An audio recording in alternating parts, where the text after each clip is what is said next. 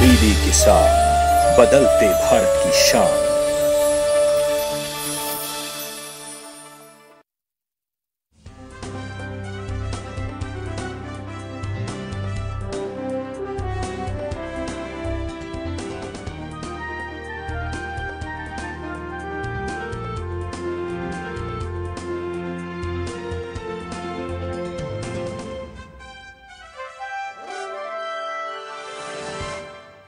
नमस्कार, स्वागत है आप सभी का। आप देख रहे हैं हमारा ये खास कार्यक्रम नेशनल पेंशन सिस्टम। किसी भी देश के लिए पेंशन सिस्टम क्यों जरूरी है, देश की जनता के लिए पेंशन क्यों जरूरी है। जीवन की जब सांझ होती है तो कहा जाता है कि वो आपके लिए सबसे सुनहरा वक्त होता है, जब आप आराम से अपनी सारी जिम्मेदारियों से मुक्त होने के बाद जो अपनी जिंदगी है उसको बहुत ही आराम से जीना चाहते हैं। उस वक्त आप नहीं चाहते कि आप किसी के ऊपर डिपेंडेंट हो, उस वक्त आप नहीं चाहते हैं कि फाइनेंशियल लगी किसी के ऊपर आपको डिपेंड होना पड़े। और इसलिए जो पेंशन सिस्टम है, पेंशन व्यवस्था किसी भी व्यक्ति के लिए बहुत ही अहम हो जाती है।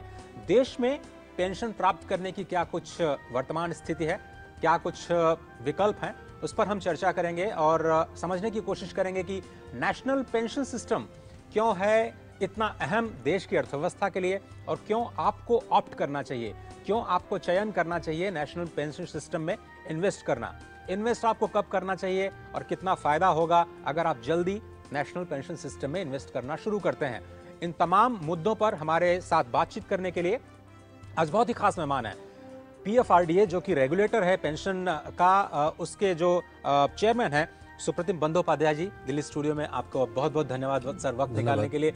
और हमारे साथ मुंबई से जुड़ रही हैं डेलॉइट की पार्टनर और टैक्स एक्सपर्ट हैं बहरोज कामदीन। बहरोज जी, बहुत बहुत धन्यवाद मुंबई से वक्त निकालने के लिए। इस खास प्रोग्राम में हम लगातार आपसे संपर्क करते रहेंगे। चलिए इस कार्यक्रम की शुरुआत करते हैं। और इससे पहले कि मैं स्पेसिफिक्स पे आऊं बंदोपाध्याय जी, ये अभी जो वर्तमान स्थिति है पेंशन सिस्टम की, उसको थोड़ा सा बताएं, देश में किस तरह से चल रही है। उसके बाद मैं नेशनल पेंशन सिस्टम के डिटेल्स पे आता हूँ। अभी जो देश में पेंशन की स्थिति है ये बड़ा स्कैटर्ड काइंड ऑफ है, क्योंकि एक कोई पर्टिकुलर अथॉरिटी नहीं है, पर्टिकुलर रेगुलेटरी बॉडी नहीं है जो पेंशन के बारे में देख रहे हैं। एक तो पीएफआरडीए है ही है जो एनपीएस एपीवाई जैसे स्कीम चलाती है। उसके साथ साथ आईआरडीए के पास भी सुपर एन्यूएशन फंड है जो भी पेंशन देते हैं। इसके साथ ईपीएफओ है, ईपीएफओ के साथ ईपीएस जैसे पेंशन स्कीम जुड़ा हुआ है। स्पेसिफिक प्रोविडेंट फंड स्कीम्स है जैसे coal miners provident fund scheme या सीमेंस प्रोविडेंट फंड स्कीम। हर स्कीम के साथ एक एक पेंशन बेनिफिट जुड़ा हुआ है। इवन आपको जान के ताज्जुब होगा, बहुत सारे लोग नहीं भी जानते हैं, सेबी के अंदर म्यूचुअल फंड्स भी कुछ पेंशन स्कीम्स लॉन्च करते हैं और देते हैं। तो लोगों के पास बहुत सारे है मौका, लेकिन लोगों के पास एक जानकारी नहीं है। और ये स्ट्रक्चर, एक ढांचा जो बनना चाहिए, ये अलग अलग रेगुलेटरी बॉडी के अंडर, अलग अलग सिस्टम के अंदर रखा हुआ है। तो ये है करंट जो है पेंशन के स्ट्रक्चर। चलिए, तो एक मैं छोटा सा कमेंट ले लेता हूँ बहरोज से, जो कि मुंबई स्टूडियो हमारे साथ जुड़ रहे हैं। बहरोज, अगर हम आपसे समझना चाहें तो भारत जैसे देश के लिए पेंशन क्यों इम्पोर्टेंट है और कैसे हम इस व्यवस्था को और ज्यादा मजबूत बना सकते हैं। भारत जैसे देश के लिए पेंशन बहुत ज़रूरी होता है, बिकॉज हमारे पास कोई गवर्नमेंट के रिटायरमेंट स्कीम्स नहीं है। इसीलिए हर एक इंसान को अपने खुद से ही सेविंग्स करना चाहिए, इन्वेस्टमेंट करना चाहिए, क्योंकि जब रिटायर होंगे तो हमें इनकम चाहिए। और अभी आप देखेंगे तो लाइफ एक्सपेक्टेंसी बहुत इंक्रीज हो चुकी है। अगर आप देखेंगे तो अभी इंसान ज़्यादा सालों तक जी सकते हैं, हेल्थ इज इम्प्रूविंग। सो इसके लिए इट्स वेरी इसेंशियल कि हम सेविंग करें रिटायरमेंट के लिए। ठीक है, रिटायरमेंट के लिए सेविंग काफ़ी इंपॉर्टेंट है। सुप्रतिम जी, अगर हम आपसे समझना चाहें, 2004 के बाद में हम लोगों ने नेशनल पेंशन सिस्टम की शुरुआत की, तो क्या फ़र्क पड़ा 2004 से पहले और 2004 के बाद? ये पेंशन की पूरी जो दुनिया है वो किस तरह से बदली है, अगर आप थोड़ा सा समझा पाएँ।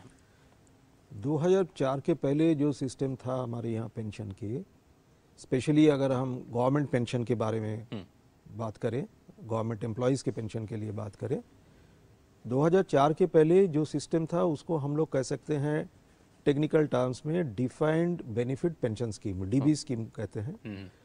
इसमें कोई एम्प्लॉय को कुछ कंट्रीब्यूशन का ज़रूरत नहीं होता था। जब वो रिटायर करते थे तो उनके लास्ट ड्रॉन सैलरी के एक सर्टेन परसेंटेज 50% जो है उनको पेंशन दिया जाता था और इसके अगेंस्ट में उनका कोई कंट्रीब्यूशन नहीं होता था। ये सिस्टम चलता रहा, लेकिन जब वाजपेयी जी के गवर्नमेंट आए थे 98-99 में, तब ये उन लोग सोचें काफ़ी गहराई से कि इस तरह का पेंशन स्कीम कितना दिन चल सकता है, क्योंकि वर्ल्ड ओवर सारे जगह में डीबी पेंशन स्कीम से जो दूसरा पेंशन स्कीम डीसी जिसको हम लोग कहते हैं डिफाइंड कंट्रीब्यूशन स्कीम, उसमें सारे लोग अपने आप शिफ्ट हो रहे थे। तो दो कमेटियां बनाई गई थी, एक था भट्टाचार्य कमेटी, एक था ओएसिस कमेटी। इनका रिपोर्ट आया और इन्होंने साफ साफ बताया कि अगर ये पुराना पेंशन स्कीम चलता रहे तो ये फाइनेंशियली वायबल ज़्यादा दिन तक नहीं रहेगा और गवर्नमेंट के एक्सचेकर के ऊपर काफ़ी इसका बोझ दबाव आ जाएगा, बढ़ेगा। तो उस हिसाब से एक कट ऑफ डेट डिसाइड किया गया कि 1 जनवरी 2004 के बाद जो भी सेंट्रल गवर्नमेंट एम्प्लॉय नया ज्वाइन करेंगे सर्विस में, उनको ये डीसी पेंशन स्कीम यानी कि डिफाइंड कंट्रीब्यूशन पेंशन स्कीम दिया जाएगा, जहां गवर्नमेंट का फाइनेंशियल कमिटमेंट लिमिटेड है टू द एक्सटेंट कि वो गवर्नमेंट कितना कंट्रीब्यूट करेंगे वो पेंशन स्कीम में। इनिशियली ये था 10% एम्प्लॉय के सैलरी यानी बेसिक और डीए के ऊपर।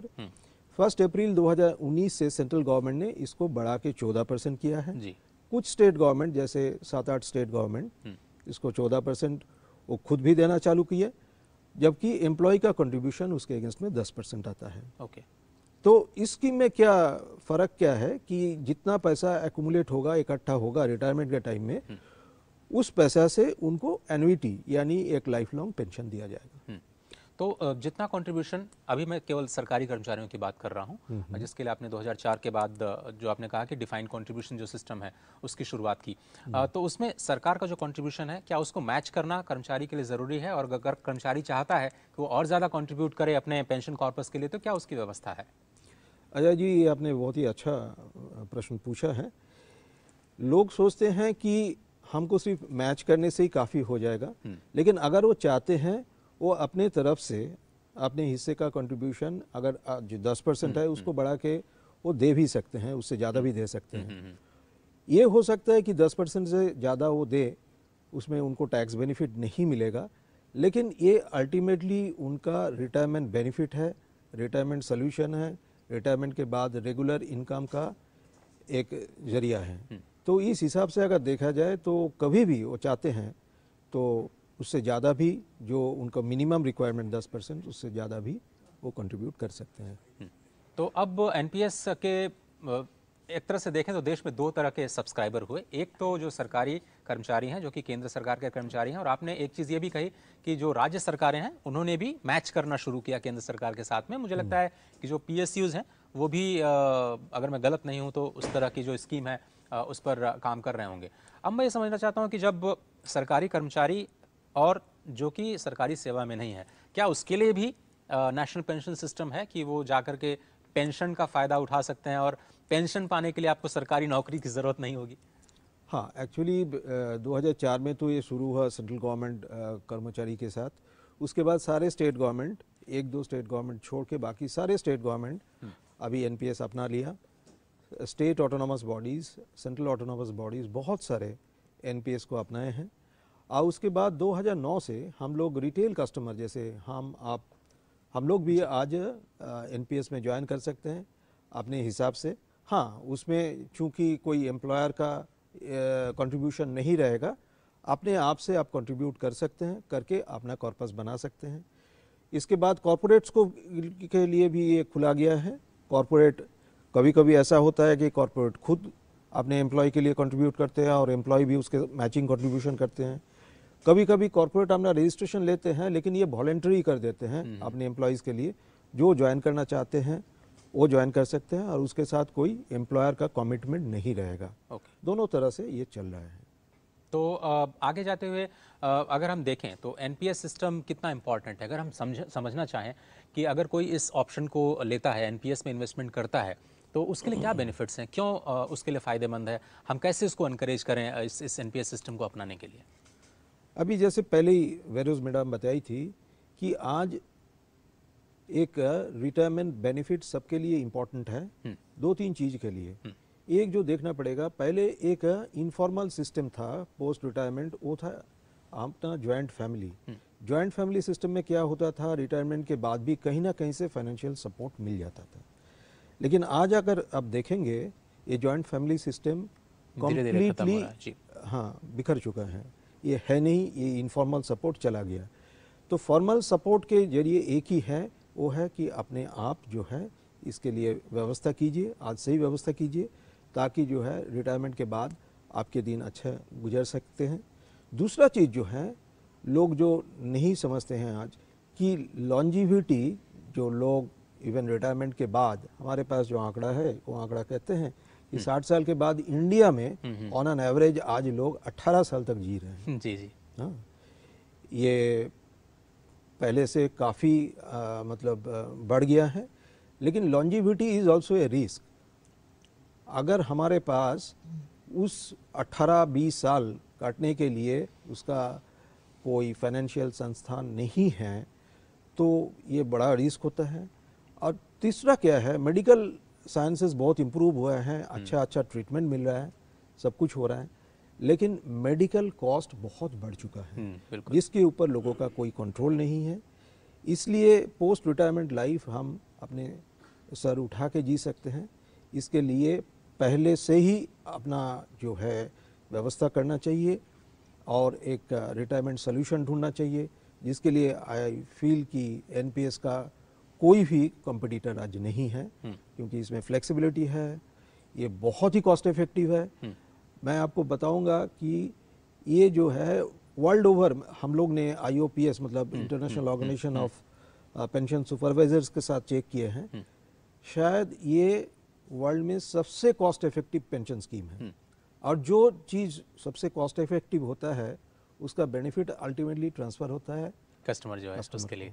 चलिए मैं एक छोटा सा ब्रेक लेता हूं। और जो आपने कहा कि दुनिया की सबसे सस्ती पेंशन स्कीम है और ये कितना इम्पॉर्टेंट है किसी के लिए भी इसको ऑप्ट करना, इसमें निवेश करना, उसको हम समझेंगे और क्या कुछ ऑप्शन है। और ये जो पैसा अगर आप कंट्रीब्यूट करते हैं तो उसका मैनेजमेंट कैसे होता है, और जिसका रेगुलेशन खुद ये PFRDA करती है, जिसके चेयरमैन आज हमारे साथ हैं। कहीं मत जाइए, इसके और भी इम्प्लीकेशंस हैं और भी फायदे हैं, समझेंगे। आप देख रहे हैं हमारा खास कार्यक्रम नेशनल पेंशन सिस्टम।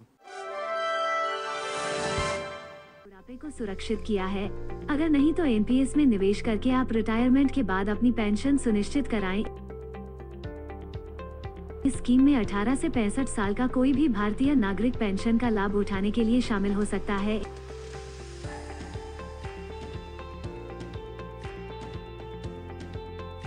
एनपीएस में निवेश करके आयकर अधिनियम की धारा 80 CCD 1B के अंतर्गत 50,000 रुपए का विशिष्ट कर छूट प्राप्त किया जा सकता है, जो कि धारा 80C के अंतर्गत मिलने वाले 1.5 लाख के कर छूट के अतिरिक्त है।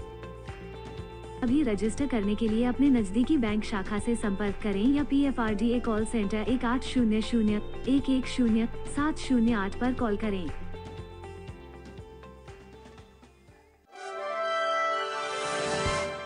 स्वागत है आप सभी का। आप देख रहे हैं हमारा खास कार्यक्रम नेशनल पेंशन सिस्टम, और हम बात कर रहे हैं कि पेंशन आपके लिए क्यों ज़रूरी है और उसकी शुरुआत आप कैसे कर सकते हैं। और आपके लिए किसी नौकरी में होना ज़रूरी नहीं है। अगर आप प्रोफेशनल हैं, आपकी अपनी दुकान है, आप खेती बाड़ी करते हैं, कुछ भी करते हो, अगर आप अपने रोज की जमा पूंजी से थोड़ा थोड़ा पैसा अलग रखना चाहते हैं और अलग रखना शुरू करते हैं नेशनल पेंशन सिस्टम में, तो जब 60 के बाद, जैसा कि हमारे गेस्ट ने बताया कि आपको 18, 20, 25, 30 सालों तक अगर जीना पड़े तो उसके लिए आपको किसी के लिए फाइनेंशियली किसी के ऊपर डिपेंडेंट ना होना पड़े। चेयरमैन साहब, अब हम समझना चाहते हैं कि ये जो पैसा कंट्रीब्यूट करते हैं लोग कितना कंट्रीब्यूट कर सकते हैं और कहाँ पे कंट्रीब्यूट करें, ये नहीं समझ में आता है, क्योंकि लोगों के पास केवल एक बैंक अकाउंट होता है। तो ये क्या अलग तरह का अकाउंट है जैसे आप कह रहे हैं? हाँ, ये एक अलग तरह का अकाउंट है। अगर आप एनपीएस का अकाउंट खोलेंगे तो हम एक तो परमानेंट रिटायरमेंट अकाउंट नंबर, जिसको हम लोग प्रैन कहते हैं, जी जी, एक यूनिक प्रैन होता है। सारे कस्टमर के लिए एक एक यूनिक प्रैन नंबर देंगे और ये प्रैन नंबर के अगेंस्ट में आप कंट्रीब्यूट कर सकते हैं। बात रही कि कितना कंट्रीब्यूट आप कर सकते हैं, इसमें कंट्रीब्यूशन का कोई लिमिटेशन नहीं है। आप कुछ भी अमाउंट जो ऑफ कोर्स आपको आपका इनकम जस्टिफाई करता है उस हिसाब से आप कुछ भी अमाउंट उसमें ट्रांसफ़र कर सकते हैं। और जितना ज़्यादा करें उतना अच्छा है। जितना ज़्यादा करें उतना अच्छा है, लेकिन इधर दुख की बात यही है, लोग इसको समझते हैं कि ये टैक्स सेविंग्स का एक उपाय है। तो ज़्यादातर लोग हम देखते हैं कि कभी कभी बचाने के लिए टैक्स बचाने के लिए सिर्फ 50,000 रुपया इन्वेस्ट करके और उसके बाद वो सोचते हैं कि टैक्स बचा लिया, मेरा काम हो गया। लेकिन अगर आपको रियली आपके रिटायरमेंट के लिए सोचना है तो हमारा ये सलाह रहेगा, आप जितना हो सके आप दीजिए, क्योंकि ये फ्लेक्सिबल स्कीम है। एक बार आपने 1 लाख रुपया दे दिया मतलब ये नहीं कि हर साल आपको 1 लाख रुपया देना पड़ेगा। जितना चाहें आप उतना और कम से कम 1000 रुपया देने से ये अकाउंट चलता रहता है साल में। तो ये फ्लेक्सिबिलिटीज सारे कुछ इस स्कीम में है। ठीक है, अब मुंबई चलते हैं। हमारे जो डिलाइट के टैक्स एक्सपर्ट हैं, आपने टैक्स की बात की इसलिए उनको भी शामिल कर लेते हैं। टैक्सेशन का जो फ़ायदा है वो किस तरह से मिलता है, अगर आप थोड़ा सा समझा पाएँ एनपीएस के तहत, और क्यों ज़रूरी है लोगों को इन्वेस्टमेंट शुरू करना जल्दी, अगर एनपीएस की बात करें तो? टैक्स अगर आप देखेंगे तो अगर आप हमारी गवर्नमेंट ने, सरकार ने बहुत बेनिफिट्स दिए हुए हैं। इन्वेस्टमेंट करने पर भी आपको टैक्स की बेनिफिट मिलती है। तो एक तो होता है कि एम्प्लॉयर कंट्रीब्यूशन जो होता है, employer contribution is taxable, but उसका पूरा डिडक्शन मिलता है इन ATCCD। तो जबकि एम्प्लॉयर कंट्रीब्यूशन भी बिल्कुल टैक्सेबल नहीं होता है, जो टैक्सेबल होता है उसका पूरा डिडक्शन मिलता है। एम्प्लॉय कंट्रीब्यूशन जो होता है वो employ contribution up to a particular limit आपको 1,50,000 के एग्रीगेट लिमिट के अंदर मिलता है। उसके ऊपर अगर आपने वो एग्जॉस्ट कर लिया लिमिट 1,50,000 के, तो उसके ऊपर 50,000 का एक्सक्लूसिवली फॉर एनपीएस वो बेनिफिट है। तो अगर आप से साल में 1.5 लाख करते हैं प्लस 50,000 करते हैं, 2 लाख तक का आपको बेनिफिट मिल सकता है एनपीएस के अंदर। क्या एनपीएस में कुछ मुझे एडेड एडवांटेज है जिससे मैं ज़्यादा रिटर्न पा सकता हूं और ज़्यादा मेरे पैसे ज़्यादा अच्छी तरीके से मैनेज हो पाएंगे? अगर आप थोड़ा सा इसके फ़ायदे पर प्रकाश डालें दूसरे इंस्ट्रूमेंट से उसके साथ कंपेयर करते हुए। अगर आप देखेंगे ATC में बेनिफिट्स जो है वो है प्रोविडेंट फंड के लिए। आप जो प्रोविडेंट फंड में कंट्रीब्यूट करते हैं वो ATC के अंदर तहत मिलता है benefit. PPF public provident fund है, इंश्योरेंस है, वो सारे जो बेनिफिट्स है आपको ATC में मिलता है। उसका एग्रीगेट लिमिट है 1,50,000।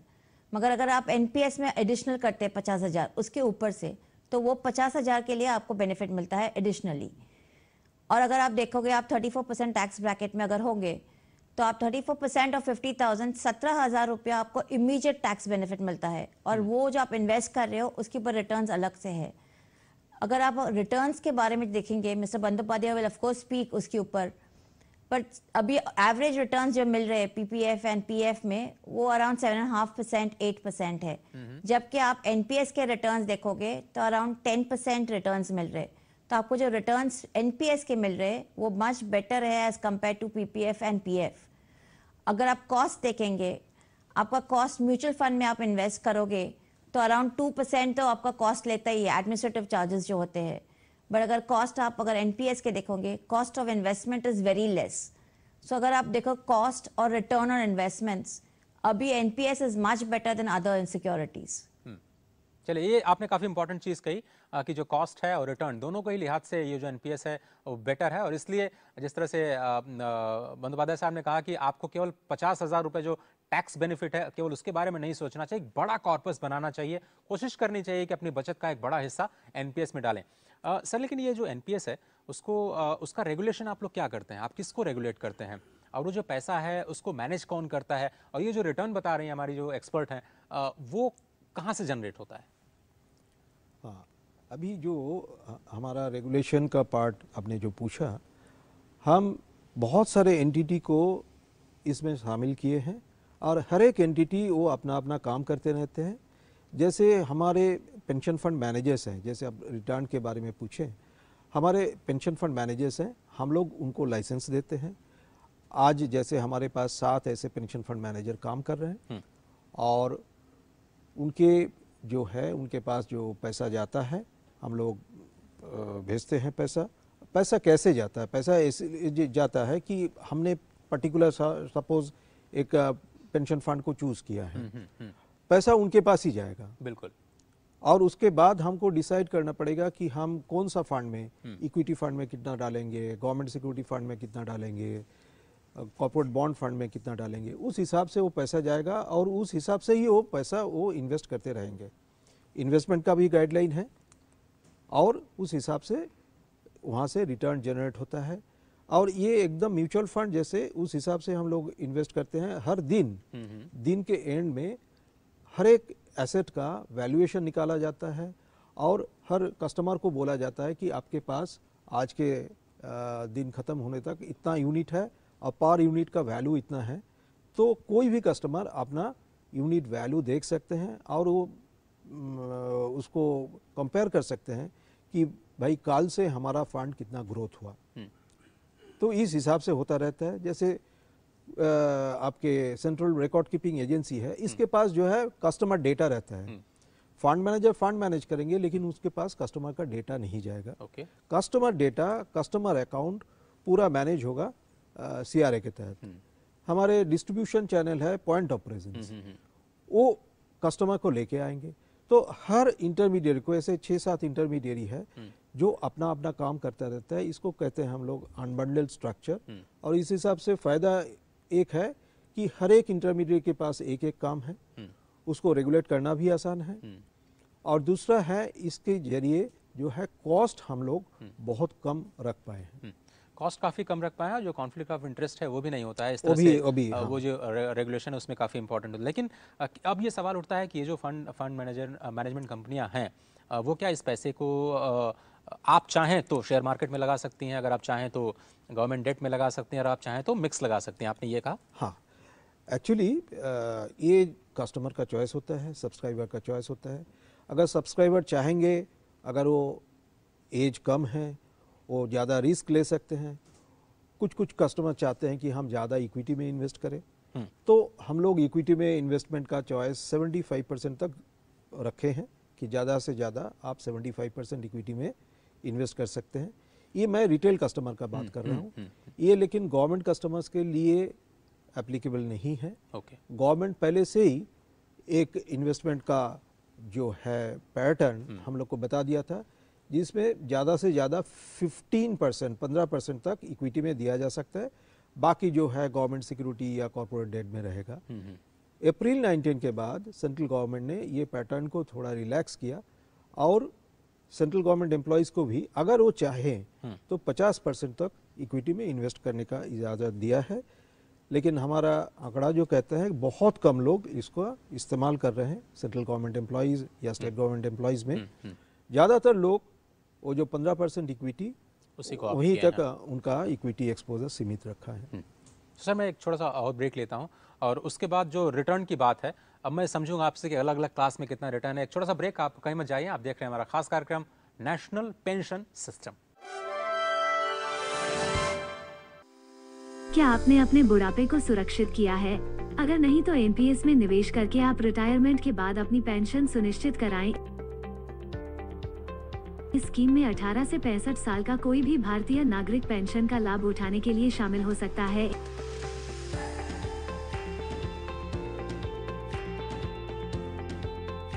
एनपीएस में निवेश करके आयकर अधिनियम की धारा 80 CCD 1B के अंतर्गत 50,000 रुपए का विशिष्ट कर छूट प्राप्त किया जा सकता है, जो कि धारा 80C के अंतर्गत मिलने वाले 1.5 लाख के कर छूट के अतिरिक्त है। अभी रजिस्टर करने के लिए अपने नजदीकी बैंक शाखा से संपर्क करें या PFRDA कॉल सेंटर 1800-110-708 पर कॉल करें।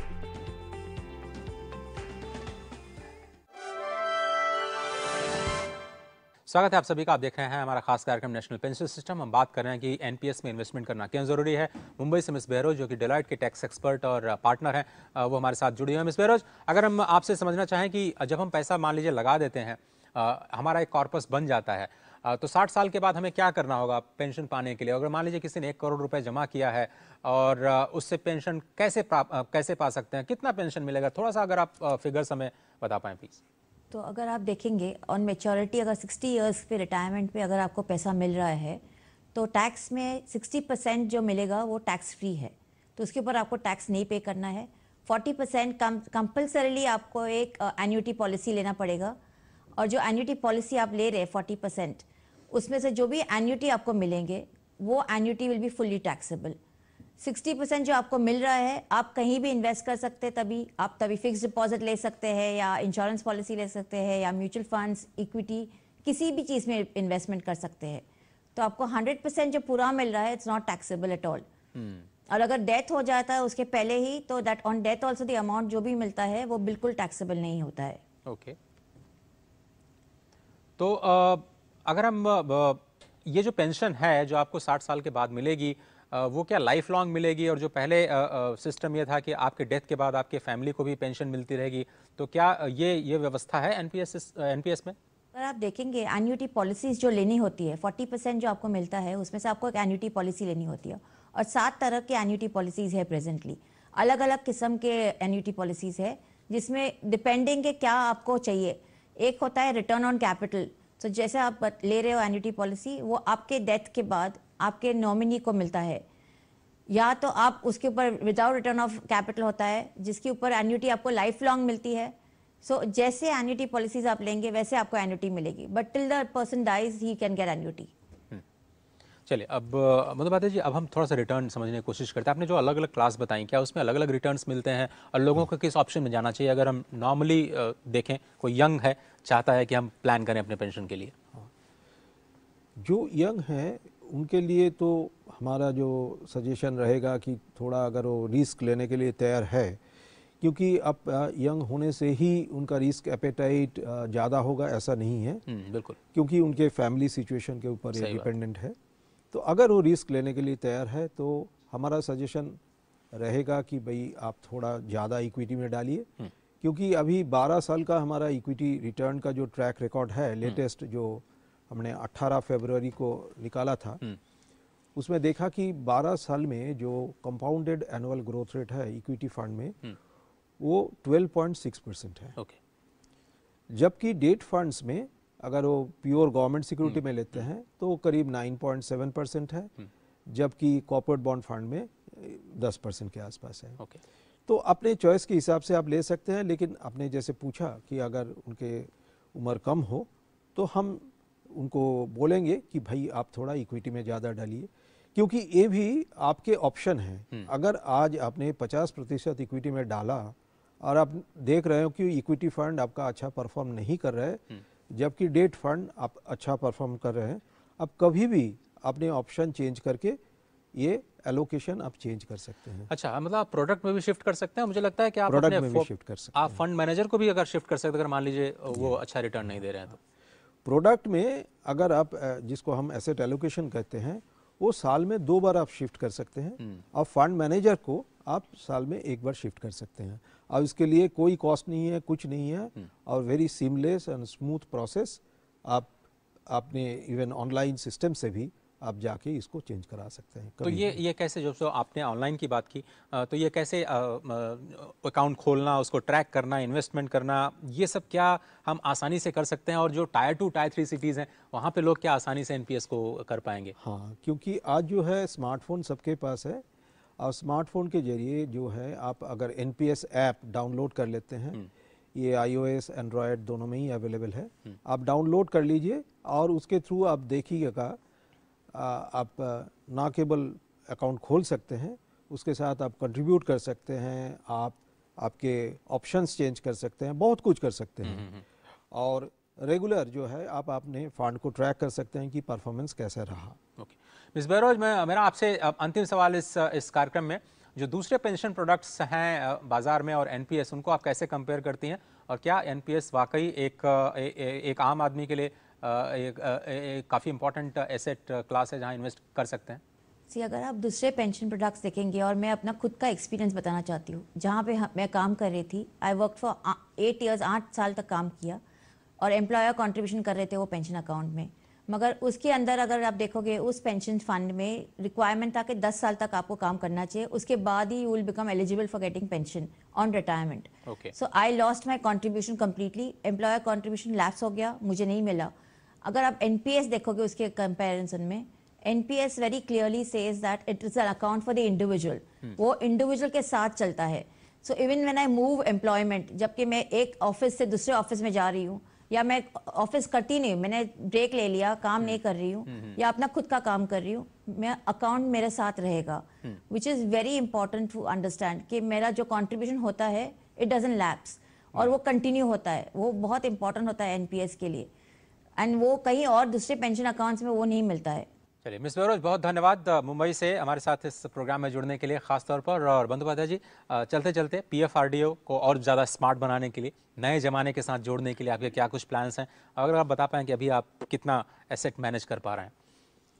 अभी जो है कि हमारा टोटल एसेट अंडर मैनेजमेंट, जिसको AUM कहते हैं हम लोग, 31 जनवरी तक 5,64,000 करोड़ के आसपास था, जो कि मार्च 20 एंड में 4,17,000 करोड़ है।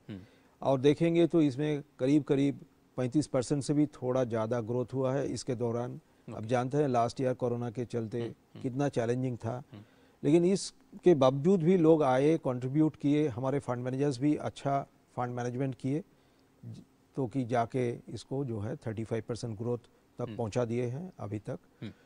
तो और बहुत सारे ऑनलाइन चैनल्स इंक्लूडिंग ENPS हम लोग ने चालू किया है, जिसके ज़रिए लोग अपने घर में बैठ के, आज किसी के पास जाने का ज़रूरत नहीं है, बैंक ब्रांच में जाने का ज़रूरत नहीं है, आप अपने घर में बैठ के आप NPS का अकाउंट खोल सकते हैं और पोस्ट रिटायरमेंट आप एक पेंशन का सुविधा ले सकते हैं। सर बहुत बहुत धन्यवाद सुप्रतिम बंदोपाध्याय जी इस प्रोग्राम में शामिल होने के लिए। मुझे उम्मीद है कि जो ये पूरा का पूरा एनपीएस सिस्टम है और भी ज़्यादा लोगों तक पहुँचे और दूर दराज के इलाकों में जहाँ पर लोग पेंशन सिस्टम को अभी तक नहीं अपना पाए हैं, इस कार्यक्रम के जरिए भी लोग ज़रूर इसके प्रति आकर्षित होंगे, ये मेरा विश्वास है। बहुत बहुत धन्यवाद। तो फिलहाल आज के इस कार्यक्रम में सिर्फ इतना ही।